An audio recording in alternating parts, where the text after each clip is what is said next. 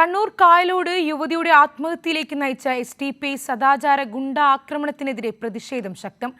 DYFI, ജനാധിപത്യ മഹിളാ association എന്നിവയുടെ നേതൃത്വത്തിൽ പ്രതിഷേധ മാർച്ചും മാനവ സൗഹൃദ സദസ്സും സംഘടിപ്പിച്ചു.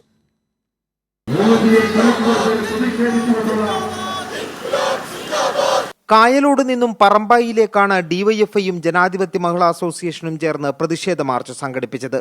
തുടർന്ന് ചേർന്ന മാനവ സൗഹൃദ സദസ്സ് CPIM കണ്ണൂർ ജില്ലാ സെക്രട്ടേറിയറ്റ് അംഗം M. സുരേന്ദ്രൻ ഉദ്ഘാടനം ചെയ്തു.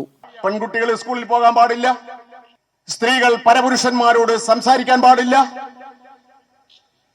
ഇതിന്റെ ചുരുക്കപ്പേരാണ് താലിബാനിസം. ആ താലിബാന്റെ മറുപേരാണ് കേരളത്തിലെ SDPI. ഡിവൈഎഫ്ഐ കണ്ണൂർ ജില്ലാ പ്രസിഡന്റ് മുഹമ്മദ് അഫ്സൽ, CPIM ജില്ലാ കമ്മിറ്റി അംഗങ്ങളായ K. Sasidharan, T. Shabna, K. Anusree, Mahila association area secretary CP Baby Saroja തുടങ്ങിയവർ പങ്കെടുത്തു. SDPI സദാചാര ഗുണ്ട ആക്രമണത്തിനെതിരെ ശക്തമായ പ്രതിഷേധമാണ് ഉയരുന്നത്.